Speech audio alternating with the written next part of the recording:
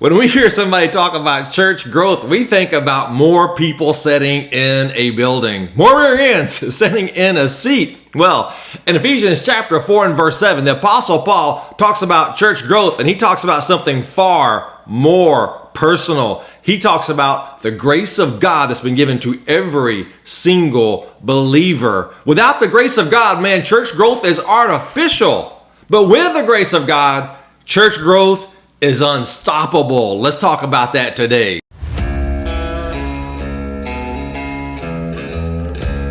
Welcome to my verse-by-verse study through the book of Ephesians. Man, here at Elevated Reflections, we go verse by verse, chapter by chapter, book by book through the Bible because every word in the Bible matters. Hey, we are learning also that the research shows that whenever we study the Bible more than 4 times a week, that our fear and our anxiety levels, they drop down and our sense of purpose and joy rises up. Well, that's why we're going Monday through Friday, verse by verse to the Bible, so we'll understand how to live our kingdom purpose more effectively and efficiently and be deeper rooted in our position in Christ Jesus. Well, speaking of your position in Christ Jesus, man, in Ephesians chapter 4, the Apostle Paul takes a shift. He goes from teaching us about theology to life application. Man, chapter 4, verses 1 through 6, it describes the unity that we have in Christ and the 7 unshakable truths that hold us together. That's what we saw in the previous episode. But now, here in verse 7, he shifts the focus from our unity to our individuality, showing how Christ's unique grace to each one of us is a starting point for our growth. Now, the church is more than just a building. We all, as believers in Christ Jesus, make up the body of Christ, which that's the church. That is more than just an individual group of people meeting together on a Sunday morning. It is about all believers in the world in Christ Jesus. So what does it really mean for us to be a part of the body of Christ? Well, that's what we're going to dig into today. Okay, so here we are. Here is our verse. If you're watching on YouTube, if you're listening to the podcast, it's Ephesians chapter 4. And verse 7, now grace was given to each one of us according to the measure of Christ's gift. Oh man, listen, dear friend, we are getting into some rich ground. Man, don't miss these next few episodes. Right here, this is starting out something that is life-changing. When we grasp this will transform your heart. Now, here's what you have to understand. First of all, notice the tense. Now, grace, that's charis, that's the undeserved favor of God that's been given to every believer, was given. See that? Past tense. It's already happened. When you come to faith in Christ Jesus, it's the grace of God. We saw that in Ephesians chapter 2, verse 8, for by grace. If you remember in the Greek, man, it starts with grace. That's the first word right there. And in the Greek, the word order matters because it gives the value of the word in the sentence. For by grace you've been saved through faith. So grace, the undeserved favor of God. So it's much more than salvation right here. Now, right here in Ephesians chapter 4 and verse 7, the Apostle Paul isn't talking about your saving faith. What he's talking about right here is he's talking about grace. He's talking about not saving grace, but he's talking about the grace that not only sustains you, but also the grace that God has given you, gifted you with for you to live out your kingdom purpose, to understand your identity in Christ in a deeper, richer way. So focus on this. Now, number 1, grace is given to every believer. Now, grace was given to each one of us. So Paul shifts from all, that's what he's been talking about, the unity of every believer. Now he narrows it down to individuality. So think about this. Picture this, the Apostle Paul is writing this letter and you are hearing it for the first time. And this is about you individually. This is not saving grace. This is serving grace. It's God's kingdom enablement for you to fulfill your kingdom purpose in your generation, to live out your position in Christ Jesus. This is a grace God has given you, gifted you, so you don't have to work on this. Once again, you don't work your way into this. This isn't about you working and earning. Once again, this is about your position in Christ Jesus. Positionally, you're in the family. Let me remind you, you've been adopted. You've got a place at the table. So as a result of this, man, listen, God has given you some gifts. We'll dig into this more in the next coming episodes about him gifting you. Man, it is so rich. It has to do with spiritual warfare. It has to do with everything you're coming against you, the world, the flesh, and the devil, the sin, death, and the grave, and God overcoming all that through Christ Jesus. Man, it's going to get good. Let me slow down right now. Let's get down back into where we are right now. I'm getting excited, getting ahead of myself. So think about this. Every believer is included. No one in Christ Jesus is giftless or purposeless.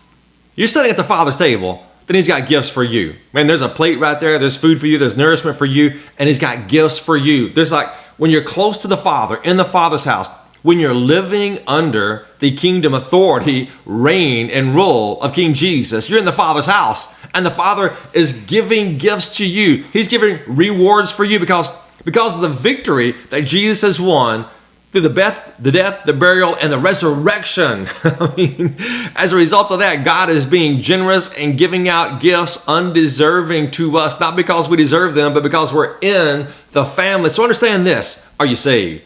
Are you born again? Are you a believer? Are you a Christian? Well, if you are, then the Bible says that God has got giftings for you. Okay, so the second thing we need to narrow down in on this, we're digging down deep into this, is that grace is measured by Christ's gift. So according to the measure of Christ's gift is what it says there in the verse in chapter 4 and verse 7. So Christ determines both the kind of gift and the capacity in which you can use it. So he's the creator and a sustainer of all things. He created you. He wired you in a certain way that's different from anybody else. He can use you in a unique way that he can't use anyone else. Hey, I've been serving as a lead teaching pastor for over 25 years in the church. And one of the things that I see that's sad is that whenever someone tries to be too much like someone else, when they try to have the gifting that someone else has and they try to use that and copy them exactly the way they are. Man, God created each one of us unique to teach, to preach, to serve, to give in a unique way that only you can, that no one else can. So this isn't about you copying somebody else. This is about you being uniquely used by God, by the measure. Think about this. Look at that. The measure of Christ's gift. So Christ measures this out according to what he knows is best. This isn't about fairness. It's about God's wisdom. Man, some have a broader public ministry and others have a quieter but equally essential role in the body. It's like in a symphony. And the violin doesn't envy the trumpet. Man, each one, they play their part. They play the part that the composer has intended for them. And whenever they got all these different parts, these different musical instruments playing in harmony, man, it can make a beautiful sound. Well, that's the same thing about the body of Christ. That illustration goes for us too. It isn't about someone being big and powerful and wonderful and getting all the glory for themselves. It's about all of us working together, playing our part. And when we play the part that God has intended for us to play, then man, it has a powerful effect on the world around us. So we need to stop comparing our gifts with someone else, our position in Christ Jesus with someone else. And we need to be asking, am I being treated fairly? What we need to be asking is, am I faithfully using the measure that Christ has given to me right here and right now in this moment of my life? Okay, so our third thing I want us to look at today is grace is given for the good of the whole. So it isn't just for me, but it's for everyone. Romans chapter 12, verses 4 and 6. Look at this. Now, as we have many parts in one body, and all the parts do not have the same function.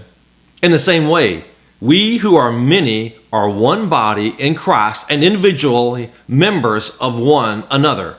According to the grace given to us, we have different gifts. Look at that, same thing. According to the grace that's been given to us. So grace, charitas, charity, that's where we get the word charity from. That's where that comes from, charitas. That's God's gifting to us. He's given us this gift to use us to share our giftings with other people around us. Man, we get down to verse 11 through 16.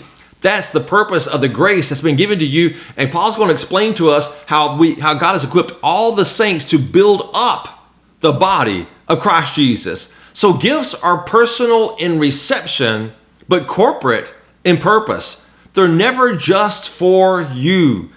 Like a brick is complete in and of itself, but it only fulfills its purpose when it's built into the wall. And then it is something that is strong and useful and helpful to so many other people. So where am I currently using my gifts to strengthen the body of Christ? That's where I've got to be asking myself today. Man, here's the problem with the churches in America that I've been a part of, and I've been swept up into this too. I mean, like, I'm not blaming everybody else and saying I'm different from all the other pastors or anything like that. When we think about church growth, we think about numbers. That's our problem. And we do that. We start chasing after strategies. Man, I tell you what, somebody comes out, some pastor that's in some mega church writes about church growth, and all the pastors in the smaller churches, man, we want to read that. Oh, what's the strategy? What do I need to do? Well, if we could get our mind off of numbers, rear end sitting in a seat, and start thinking about what true church growth is about, it's not about something that happens inside the four walls of a building, but it's something that happens inside every individual Christian's heart, all around the world, as a part of the body of Christ. Then we start focusing on growing deeper. Here's what I can tell you. When we start chasing after strategies to get more people inside a building, then we start thinking about comfort, making people comfortable. And nothing in the kingdom ever grows in comfort. But if we start thinking about growing deeper, then we're going to start moving into dying to ourselves, discomfort. Everything the Bible teaches us about growing, about following Jesus. And when we do that, we will grow deeper. And then the church will have a real impact on the world. Our problem is that we've got a church, especially here in America, that's 2 inches deep and 2,000 miles wide. And we don't need to be so shallow that we're just like the world, that we're using world strategies to try to get more people in a building. We need to be looking at what the Bible teaches, not about strategy, but about the transformation of my heart, growing deeper in my identity in Christ and my kingdom purpose. Then, man, we'll be understanding what it means to be crucified with Christ, to die to myself, and to truly live. Man, then we'll get depth right there. And with that depth, that brings joy and purpose, and everything starts moving in the way of the kingdom in our hearts. And that's what we want. So, dear friend, if you found value in this today, would you do me a favor? Would you hit the like button? Would you type amen in the comments? Would you share this with somebody you think that this would help them? If you're watching the podcast, would you rate the podcast? Anything you do there, that would encourage my heart today. And I pray blessings over you today, dear friend.